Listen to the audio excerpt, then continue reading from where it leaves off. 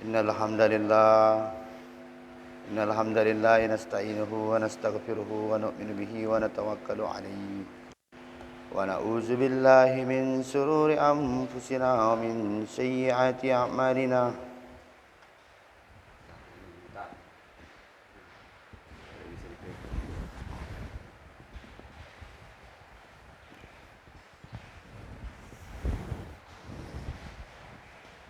Man yahdihillahu fala mudilla lahu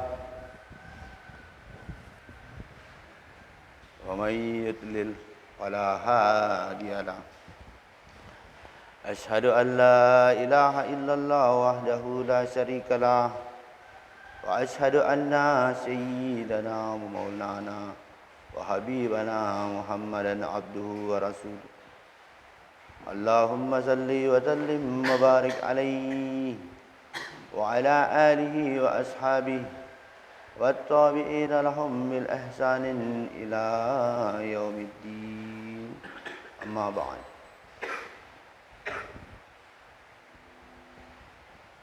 وقال الله تعالى في كتابه الكريم يا أيها الذين آمنوا قوا أنفسكم وأهليكم نار.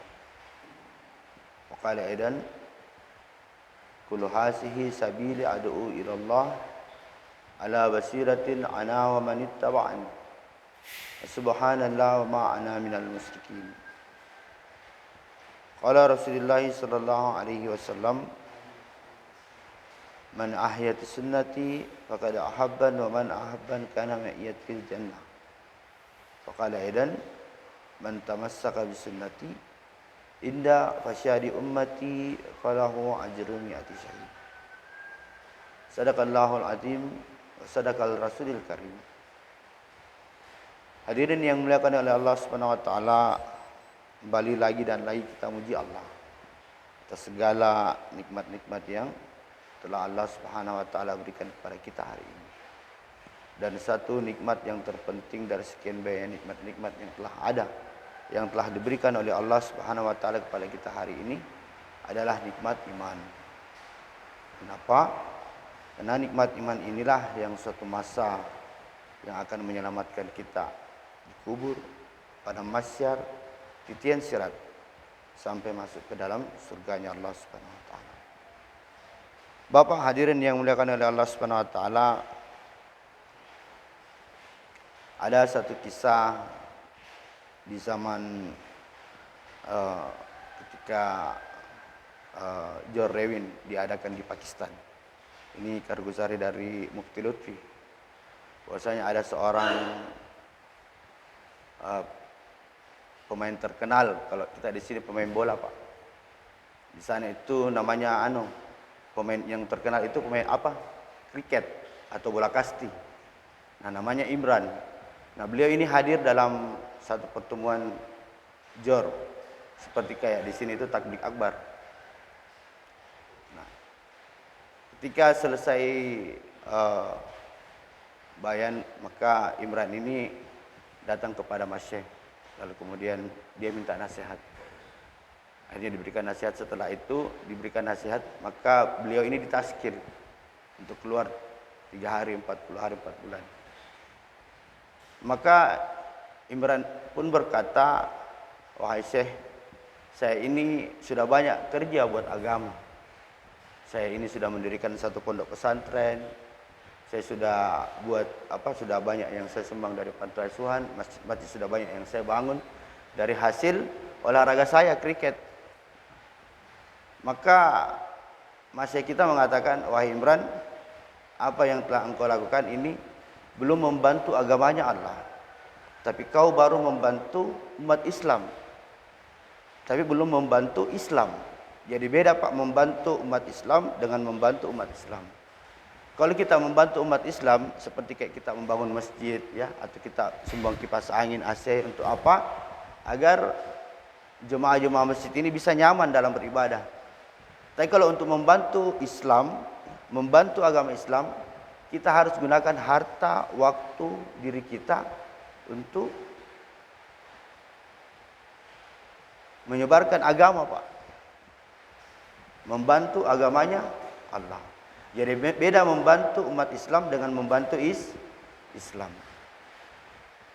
Kalau kita ke satu tempat kemudian tidak ada masjid, tanpa bangunan kita buat 4 penjuru batu kiri kanan sudut, kemudian menandakan satu batu untuk imam, ini sudah bisa kita sholat berjamaah di situ, menandakan bahwasanya ini tempat adalah masjid. Bisa seperti itu, Pak. Tapi kalau untuk membantu Islam, kita harus belajar, Pak, gunakan harta waktu diri kita untuk meninggalkan kampung halaman kita ke satu halaman yang ke kampung yang lain untuk mengajak orang taat kepada Allah Subhanahu wa taala. Hadirin yang dimuliakan oleh Allah Subhanahu wa taala, ini hari ini kita lihat ya, banyak masjid, sudah banyak masjid dibangun di mana-mana ya. Bahkan masjidnya pun kalau kita ke pelosok-pelosok daerah, masjidnya sudah bagus-bagus, Pak, sudah ada AC ya. Itu bahkan kalau saya pernah gerak di pegunungan pun juga masjidnya sudah ada AC-nya. Artinya apa? Masjid memang sudah banyak, Pak. Tapi coba kalau kita lihat isinya, ketika azan berkumandang ya, jumlah jemaahnya ini masih sangat sedikit. Bahkan pernah ada satu masjid saya gerak di Maros, daerah Macopak masuk sampai di Masales itu. Kami dapati satu masjid yang terlihat bangunan itu sangat bagus. Ya. Catnya pun juga terlihat seperti kayak baru dicat, Pak. Tapi ternyata di dalamnya itu ada kambing, ada anjing. Ya. Lantainya sangat kotor, tapi dindingnya sangat bersih. Airnya pun ketika kami buka kerannya itu, airnya juga bersih. Nah, kami coba membersihkan masjid tersebut. Lalu kemudian kami buat silaturahmi ke tempatan orang-orang tempatan. Ternyata memang masjid mereka ini bangun sebagai simbol untuk menandakan bahwasanya di kampung itu umat muslim. Hadirin yang dimuliakan oleh Allah Subhanahu wa taala, ini pikir siapa Bapak hadirin yang mulia? Diutusnya jemaah-jemaah seperti ini dari satu kampung ke kampung yang lain ini tiada lain daripada maksud bagaimana mensuasanai orang-orang tempatan. Untuk bagaimana menarik orang-orang tempatan ini bisa kembali ke dalam masjid. Sebagaimana kita tahu, ya, tempat yang pertama Allah Subhanahu wa taala turunkan adalah kebaikan yang pertama Allah Subhanahu wa taala turunkan adalah di masjid. Nah, orang-orang yang ada dalam masjid inilah yang membawa kebaikan pulang ke rumahnya. Nah, hari ini walaupun masjidnya ada, fasilitasnya sudah ada, tapi cuma orang-orangnya Pak yang mau ditarik lagi kembali. Untuk bagaimana umat Islam ini bisa kembali ke masjid. Kalau kita lihat sholat Jumat, ya beberapa dari mereka pun ini mungkin masih ada kesadaran. Dia bilang kalau sholat Jumat ini 3 kali ini kita sudah dianggap kafir. Tapi sejatinya itu Pak, 3 kali kita meninggalkan sholat secara berturut-turut, maka kita sudah dianggap keluar dari agama Islam secara sengaja.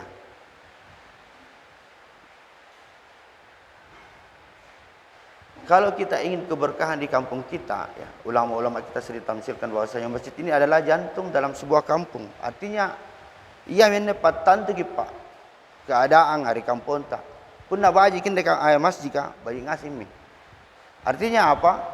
Kalau orang-orang yang ada di kampung tersebut itu hatinya terpaut dengan masjid, maka pasti kemaksiatan yang ada di kampung itu akan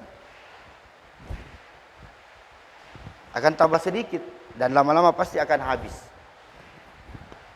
Karena apa? Karena orang-orang yang di kampung itu terpaut hatinya ada masjid. Artinya apa? Ya minimal mereka bisa melaksanakan sholat 5 waktu di masjid.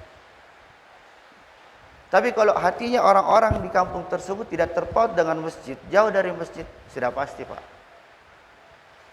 Seperti kayak kita lihat satu ladang ya, yang tadinya bagus, bersih. Tapi kalau kita biarkan, kita tidak garap, maka lama-lama akan tumbuh rumput. Dari rumput tumbuh pohon-pohon. Akhirnya bersemak belukar. Akhirnya apa yang ada di dalamnya? Binatang-binatang buas. Nah, kalau di kampung kita ini kita tidak garap, Pak. Kita tidak ajak orang ke masjid. Maka sifat manusia ini yang ada di kampung tersebut itu bisa lebih buas daripada binatang. Artinya apa? Kemaksiatan di kampung itu akan merajalela. Sehingga apa? Sehingga ya ujung-ujungnya kita lihat banjir, hujan yang terus-menerus tidak reda, hujan yang berlebihan, gempa di mana-mana, tanah longsor di mana-mana. Ini karena apa? Karena orang-orang di kampung tersebut mengabaikan daripada masjid. Kita berawal dari masjid saya dulu Pak, tidak usah pikirkan yang kemana-mana. Kita pikir risau bagaimana orang-orang di kampung ini bisa hatinya terpaut lagi ke dalam masjid.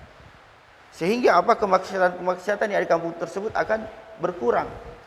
Ya. Kalau di masjid ini hidup 5 amal Pak, maka Allah Subhanahu Wa Taala turunkan keberkahan. Seperti bayannya tadi malam itu, Allah Taala turunkan keberkahan dari langit dan kemudian munculkan di bawah bumi, sehingga tanaman-tanaman ya, tanaman-tanaman petani, tanaman-tanaman subur. Kenapa? Ada keberkahan di kampung tersebut. Kemaksiatan berkurang. Hari ini bukan malah ya, kita lihat bahkan orang yang bercocok tanam biasa sudah tanam padi akhirnya dihalau banjir. Tanamannya tidak maksimal. Karena apa? Tidak ada keberkahan Pak dari bawah bumi. Nah, yang menghalang keberkahan ini adalah kemaksiatan. Itu saja Pak. Jadi kalau kita mau kampung kita ini bagus, ya minimal kita pikir masjid Pak. Dulu para sahabat di zamannya Rasulullah sallallahu alaihi wasallam, masjid mereka ini tidak bagus seperti masjid kita. 4 batang kurma, kemudian di atasnya pelepah-pelepah kurma, beratapkan pelepah-pelepah kurma, beralaskan tanah.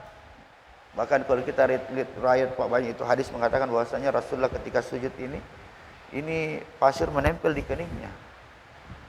Artinya apa? Masjidnya itu sangat sederhana Pak.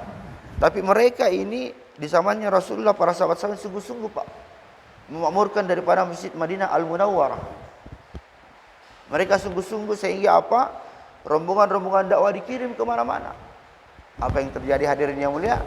2/3 isi dunia ini di bawah telapak kaki para sahabat. Orang-orang kafir dulu kalau dengar umat Islam bergetar hatinya Pak. Sekarang kita ini umat Islam seperti kayak macan yang kehilangan taring, atau orang bilang singa ompong. Karena apa? Pertama, kita tidak ada ukhuwah Islamiyah. Ketika melihat ada satu jemaah langsung terlihat asing.